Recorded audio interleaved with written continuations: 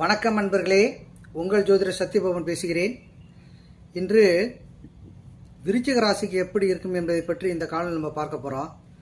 பொதுவாக இந்த சித்திரை மாதத்தில் விருச்சிக ராசிக்கு அதிபதியான செவ்வாய் பகவான் நீசமாக இருப்பாருங்க. ராசிக்கு 5ஆம் இடத்திலே 4 கிரகங்கள் அமர்ந்திருக்கும். இதில் சுக்கிரன் மட்டும் உச்சமாக இருப்பார். புதன் நீசம், சனி பகவான், ராகு பகவான் அமர்ந்திருப்பார். 6ஆம் இடத்திலே சூரிய பகவானும் 7ஆம் இடத்திலே குரு பகவானும் 8ஆம் இடத்துல இந்த கிரகம் இருக்க மாதிரி 9ஆம் இடத்திலே பாக்கியஸ்தான் என்று சொல்லக்கூடிய இந்த ராசியின் அதிபதியான செவ்வாய் நீச என்ற நிலையில் இருப்பார். 12ஆம் இடத்திலே கேது பகவான் அமர்ந்திருப்பார். இதுதான் இந்த மாசத்தோட சித்திரை மாசத்தோட கோச்சார கிரக நிலைங்க. பொதுவாக இந்த சித்திரை மாசத்துல பொறுத்தவரை விருச்சிக ராசிகர்களுக்கு 5, 6ஆம் மாதம் வரைக்கும் கொஞ்சம் டஃப்பான காலமாக இருக்கும். எந்த முயற்சிகள் எடுத்தாலும் அவர்களுக்கு ஒரு ட்ரிப்பு போய் பார்த்துட்டு வந்த விஷயங்களை 5 ட்ரிப்பு 6 ட்ரிப்பு பார்த்துட்டு வந்தால் அந்த விஷயங்கள் நடக்கும். அதற்கு பிறகு ஆட்டோமேட்டிக்காக எல்லாமே அவங்களுக்கு சாதகமான நிலை ஏற்படக்கூடிய சூழ்நிலை ஏற்படும். எந்த விஷயத்தை எடுத்தாலும் இதுவரைக்கும் பட்ட கஷ்டங்கள் அனைத்தும் முழுமையாக நீங்கக்கூடிய காலம் வரும். இந்த ஒரு 5ஆவது மாதம் வரைக்கும் அவங்களுக்கு கொஞ்சம் டஃப்பு காட்டும். 5, 6 ஃபஸ்ட்டு வரைக்கும்.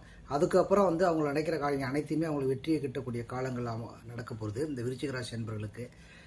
அது 5ஆம் இடத்திலே சுக்கிர பகவான் குழந்தைகளால் லாபங்கள் கிடைக்கும். குழந்தைகள் இல்லாதவர்களுக்கு குழந்தைகள் கிடைக்கும், பாக்கியங்கள் கிடைக்கக்கூடிய நிலையில் இருக்கும். சுக்கிரன் உச்சம் என்ற நிலையில் இருக்காரு. திருமணம் தடையப்பட்டவங்களுக்கு நிச்சயமாக திருமணம் நடைபெறும். திருமணம் தாமதப்பட்டு வந்தவங்களுக்கு இந்த காலகட்டத்திலே நிச்சயமாக பெண்ணுக்கு யார் மாப்பிள்ளைக்கு பெண்ணையும் அறிமுகப்படுத்தி நல்ல ஒரு சூழ்நிலையை ஏற்படுத்தி இந்த காலகட்டத்திலே திருமணம் நடக்கக்கூடிய சூழ்நிலை கண்டிப்பாக இருக்கும்.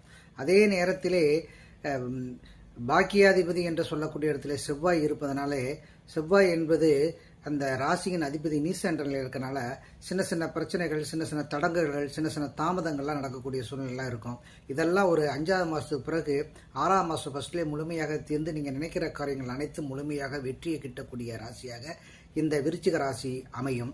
பொதுவாக வேலைக்காக முயற்சி பண்ணிட்டீங்கன்னா புதிய வேலைகள்லாம் கிடைக்கிறதுக்கான வாய்ப்புகளும், புதிய முயற்சிகள்லாம் எது எடுத்தாலும் அதில் நல்ல ஒரு முன்னேற்றங்களும் இந்த 5ஆவது மாதத்துக்கு பிறகு உங்களுக்கு மே மாதத்துக்கு பிறகு மே, ஜூன் ஃபர்ஸ்ட்டில் உங்களுக்கு ஆரம்பிச்சிடும். இது வரைக்கும் தடைப்பட்டு இருந்த விஷயங்கள்லாம் அப்படியே கணத்தில் போட்ட கல் மாரி கிடந்ததெல்லாம் இப்போ ஒரு 5ஆம் மாதத்துக்கு பிறகு நிச்சயமாக அதில் ஒரு மகிழ்ச்சியான செய்திகள் வரக்கூடிய சூழ்நிலைலாம் ஏற்படும்.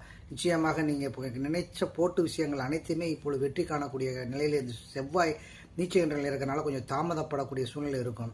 எல்லாமே இந்த ஜூன் மாதத்துலேயே உங்களுக்கு எல்லாமே வெற்றி கிட்டி அதற்கு பிறகு வரக்கூடிய காலங்கள் அனைத்துமே உங்களுக்கு பொற்காலம் அமையும். அரசு சம்பந்தமான நிலையில் இருக்க தடங்கள் ஏற்பட்டாலும் அதெல்லாம் வெற்றி காணக்கூடிய நிலை இருக்கும். அரசு ஒப்பந்தங்கள், அரசு சம்பந்தமான விஷயங்களில் உங்களுக்கு வர வேண்டிய நிலுவையில் உள்ள கையெழுத்துக்கள், பேப்பர்கள்,